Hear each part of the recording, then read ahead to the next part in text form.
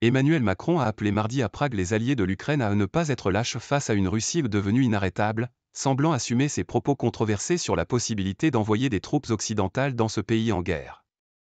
Nous abordons à coup sûr un moment de notre Europe où il conviendra de ne pas être lâche, a lancé le président français au début de sa visite en République tchèque.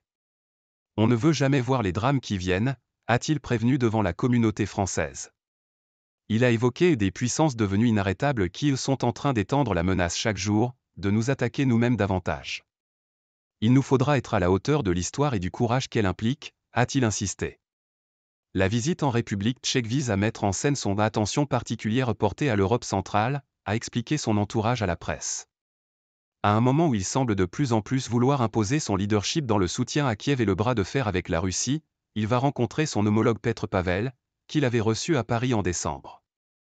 Et signé avec le Premier ministre Petr Fiala un plan d'action 2024 à 2028 pour le partenariat stratégique bilatéral dans lequel les questions de défense seront clés dans le contexte de guerre actuelle, a-t-il dit. Ambiguïté stratégique.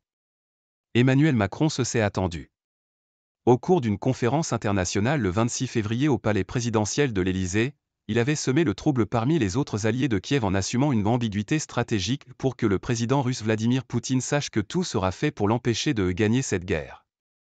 Mais des États-Unis à l'Allemagne en passant par la grande majorité des autres alliés, les dirigeants se sont succédés pour se démarquer des propos du président français et assurer qu'il n'était pas question d'envoyer des soldats sur le sol ukrainien, offrant une image de division dans le camp occidental. Vladimir Poutine a lui mis en garde contre une menace réelle de guerre nucléaire en cas d'escalade. Nous ne sommes pas en guerre contre le peuple russe et nous refusons d'entrer dans une logique d'escalade, a répondu à distance Emmanuel Macron dans le journal tchèque Pravo, tout en assumant de lancer ce débat sur tout ce qu'il est possible de faire pour soutenir l'Ukraine.